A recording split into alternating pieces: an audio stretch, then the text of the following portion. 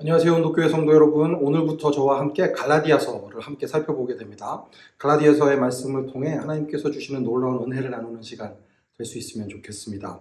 오늘은 갈라디아서 1장 1절부터 10절까지 말씀을 가지고 함께 말씀 나누려고 하는데요. 제가 세 번역으로 읽도록 하겠습니다. 갈라디아서 1장 1절부터 10절까지 말씀입니다.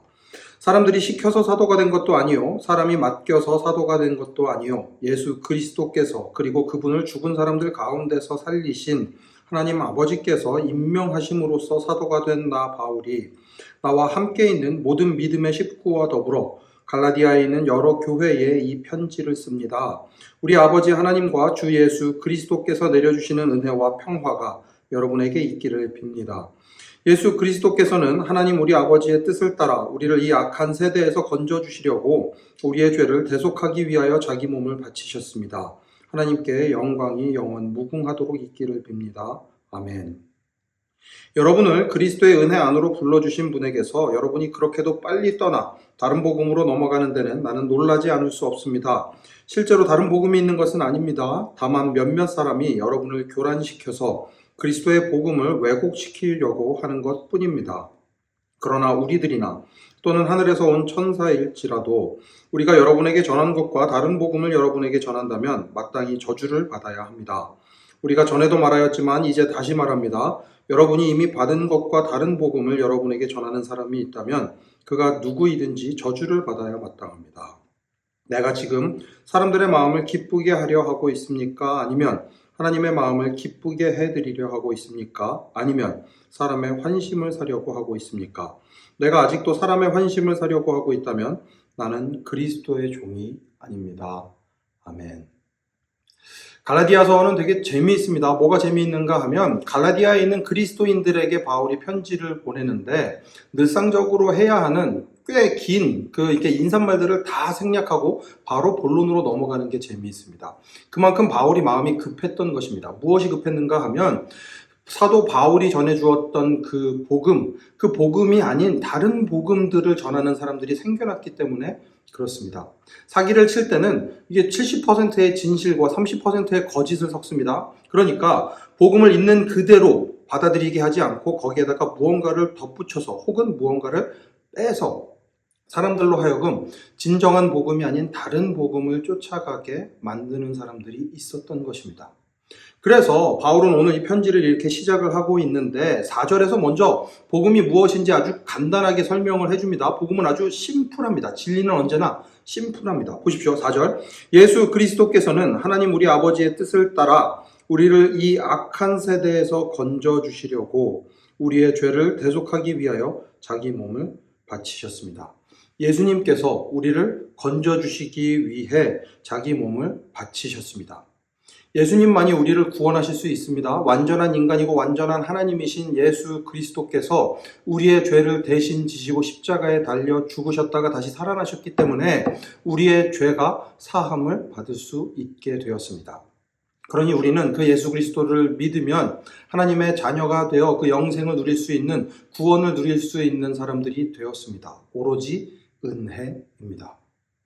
그런데 갈라디아 당시에 여기에다가 한 가지를 더 더하는 사람들이 있었던 거죠. 그게 뭐였냐 하면 율법을 잘 지켜야 된다. 율법주의자들이 있었습니다. 그래도 우리가 이게 율법이라는 것을 알고 있고 잘 지켜왔던 사람들인데 그래도 이 율법을 잘 지켜야 되지 않겠냐. 당시 이방인들에게도 복음이 전해지던 상황에서 이방인들에게도 이런 것들을 이제 강요하려고 하는, 요구하려고 하는, 그래야 하나님께서 기뻐하신다. 그래야 하나님께서 받아주신다.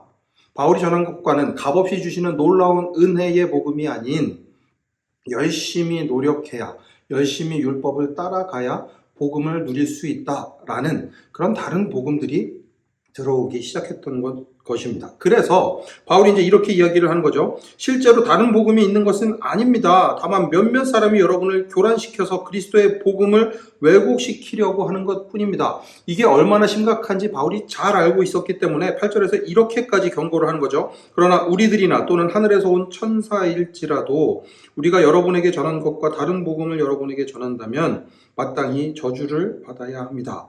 우리가 전에도 말하였지만 이제 다시 말합니다. 여러분이 이미 받은 것과 다른 복음을 여러분에게 전하는 사람이 있다면 그가 누구이든지 저주를 받아야 마땅합니다.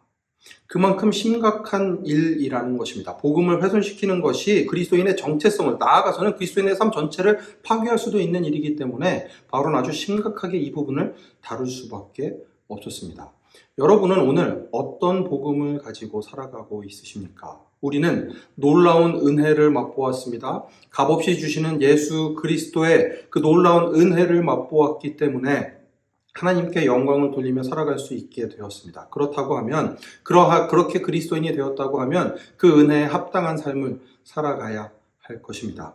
은혜가 감격스럽기 때문에 그에 합당한 삶을 살아가는 것이지, 그 합당한 그 복음을 누리기 위해서, 은혜를 누리기 위해서, 구원을 받기 위해서 착한 일을 하는 것이 아님을 확실히 해야 합니다. 이 부분이 헷갈리면 마치 우리에게 무언가 구원받을 가능성이 있는 것처럼 생각하게 되면 거기서부터 이제 큰 일이 벌어집니다. 우리에게는 아무런 가능성도 없습니다. 우리는 구원을 받을 수 있는 아무런 근거가 없습니다. 그런데 자격 없는 자에게 주어진 것이 놀라운 은혜입니다. 우리는 그 은혜로 구원을 받았습니다. 그러니 그 복음 지켜내고 하나님이 원하시는 그 삶을 살아내는 여러분 되실 수 있으면 좋겠습니다. 값없이 구원을 받았고 그 값없이 구원받은 은혜에 감격해서 감사해서 또 다른 사람에게 그 은혜를 전해주고 싶어서 살아가는 것이 그리스도인의 삶이 되어야 할 것입니다.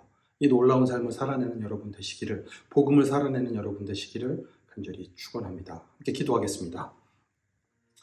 하나님 감사합니다. 저희들이 참 연약한데 연약한 저희들을 위하여 놀라운 은혜를 베풀어 주시고 그 은혜 가운데 살아갈 수 있도록 저의 삶을 이끌어 주시니 감사합니다.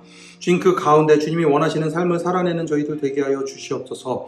진정한 복음을 살아내는 저희들 되게 하여 주시옵소서. 그래야 주님의 놀라운 은혜 맛보고 또 다른 이들에게 그 은혜 전하여 주는 주님의 사람들 되게 하여 주시옵소서. 모든 말씀 예수님 이름으로 기도합니다.